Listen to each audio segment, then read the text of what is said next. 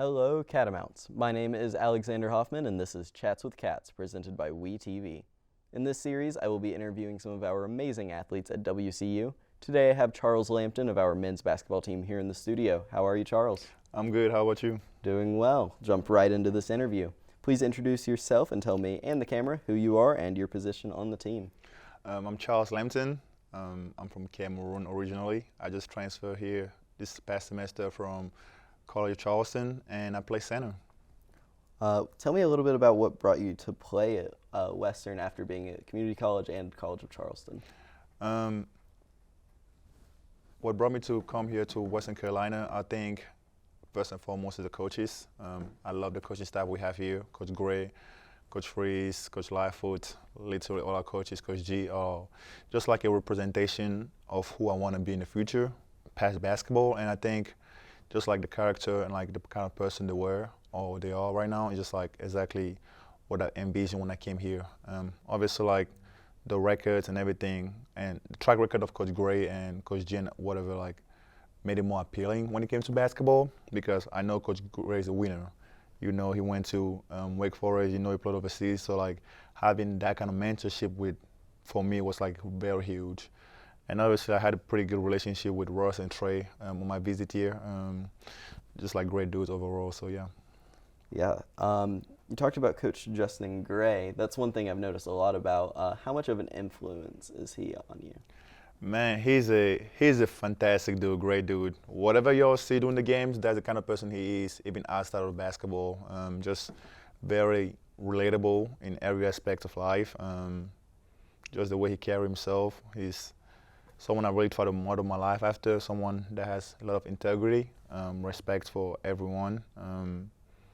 Just really honest. Like when I decided to come here to Western Carolina, like he never told me what I wanted to hear, but like he really just told me the truth, kind of stuff like that. And that's something I value a lot, just honesty, integrity from people. And he's just a great dude, like someone you want to be around. Obviously, like he's a faith-based guy, like he believes in God and everything like that. And those are like the things I value as well, my relationship with God and stuff like that. And I think me being here at Western Carolina, he's helped a lot with that, alongside Coach G. Those are like one of the biggest mentors I ever had in my life, so yeah. Yeah, he's a definite family man. It's something that I've seen Yes. a lot, both with his players and with his family at home. What or who would you say motivates you to play other than Coach Justin Gray? What and who do I think motivates me to play basketball? I think for me, it's more like a purpose thing. I think in life, everyone search for a purpose, and I think for my purpose for me is just to glorify God in everything I do, and He gave me the opportunity to play basketball. So I think it's my motivation to just go out there and play for His glory. Obviously, I have my family as well. I haven't seen my family in about 7 years. They're still in Cameroon, so I think I also play for them in a way, just like to make them proud. Obviously, like they love that I play basketball, but just like the journey that I've been so far in my life since I came to the U.S., I think that makes them proud. And I think basketball is just an extension of what I've already done so far. So, yeah, a lot of people motivate me every single day. My roommates, my teammates motivate me to be great. Volunteers, Woolbright, Ross, Trey, literally all those guys, like just the work ethic that they put every single day in the craft. That's something like you love to be around because they push you every single day to be great. Obviously, same thing with the coaches, like being around those people like that, like-minded, really just pushes you to be great. And obviously my roommate as well, Kamal, and just a great dude. And him and I have had plenty of conversations just like talking about how good we can be and stuff like that. Not just in basketball, but like outside of basketball and stuff. And I think those are the conversations I value a lot in life. And yeah, I would say those are my biggest motivators. Yeah, I definitely see a lot of everyone on our team kind of reflects those family values that both Coach Justin Gray has, and that kind of reflects in our players as well, which is something that I think is really nice about our team that you don't see a lot with a lot of teams. Yes, yes. I did also want to ask or talk to you a little bit about how you have you're starting like your own social media presence with like motivational content, Yes. inspirational content. Yeah, I have a TikTok account called Chuck Charles. If you want to check it out. And for me, like I told you, like I'm always looking to bring value and meaning to life, and just purpose. And if I can just help someone get a relationship with Christ, or just like a purpose in their life, something like that, I think that's good enough for me. You know what I mean? Like, obviously, I know how many people are impacted when I play basketball. We have a lot of fans that come. Actually, shout out to Catamount Nation just for showing out to the games this year. We know how much this means to them, and I know how many kids just come to the games, and like all that support means a lot. But like for me, that social media presence is just like a way for them to see me outside of basketball and what kind of person I am. I love encouraging people. I love motivating people. And just like for them to see their highest potential and calling. And that doesn't have to be in sport, that can be in anything. You've actually showed some love on my social media page, and I appreciate it. And it's just always wanting people to know that they are worth it and they have a purpose in life. And they shouldn't limit themselves in a little bit, so yeah. And you actually mentioned something that kind of leads in perfectly to what I kind of wanted to transition to, which is that all of you are not just athletes, you're students, you're people outside of that too, and a lot of people don't necessarily see that all the time. So I like to talk to each of you about like school and like outside of that as well. So one other thing before I hit on the academic stuff, your cat. So at the games, there is a poster that is you sitting with your cat. Yeah. Your cat's also in the hype video, I'm pretty sure. So wanted to let you talk about. Well, my nickname is Big Flo. That's what I go by around, I don't know, my teammates in town, and some coaches call me Big Flo as well. And my cat's name is Lil Flo, so we're the Big Flo and Lil Flo duo. I've had him for almost 2 years. He's an orange cat. Honestly, he's a pride and joy of my life. As painful and as just, I know, all those characteristics that we define cats as, I don't know, just they can be painful. They have those nights where they just go crazy at times. Honestly, like those don't mean much compared to the joy he has brought in my life since I've had him. I've seen him also impact a lot of my roommates, my friends in general. Just like always, like a lot of people don't like cat for some reason. Obviously, I didn't also like cat growing up. I was actually allergic to cats, but I don't know. I think having my cat around my roommates, I make like a huge difference because they actually like see like a different personality of me, like someone that's actually, I don't know. For some reason, people think, I don't know, tall people, or just like people can have cats in general, and I think it's a little funny. But yeah, I think again, he's just like literally he's like a little kid to me. You know what I mean? Just going back from practice or like games, I like seeing him just crawl on my back, on my neck, and all this kind of stuff. He got sharp claws, that's what I'm gonna say, but yeah, he's just one of my best friends, you know. Yeah. Flo. That I think that contrast and you being so tall and then Yeah, the 7 foot so and the cat's so small small. is what makes the sign and the video so funny about that. Yeah. But switching over a little bit to the academic side, what is your major or what are you studying, and also in undergrad as well? Yeah, as an undergrad, I was a communication major, and I loved it. I'm passionate about, like I really wanted to go into like the social media aspect of communication, just like public relations, just like all those kind of things.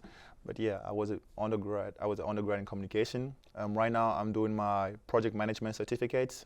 It's like a 1-year master program class, but it's not a master certificate, like I said. And it's just like the program pretty much teaches me more how to be a leader kind of stuff, and just like how to influence people and just like lead people in a better way. Just like managing people and like how I can come with my friends, teammates, or whoever, my work partner, just like to work in unity. I think that's, again, I think just like sitting like a little bit with you, I think you kind of like notice that I'm just like someone that tries to unify things. And I think the project management certificate really helped me see those kind of things. Obviously, there's a lot of technical issue when it comes to project management. It's not just people skill, but it's just the people skill is what I like the best about it. So yeah. Yeah, that makes sense with the communications undergrad to Yeah. be people oriented. What do you plan on doing with your degree once you're done and your certificate? To be honest, I don't know. And I think that's okay. I think a lot of times people tend to rush things and like get out of college and like, oh my gosh, I need to look for this and stuff. And that's beautiful.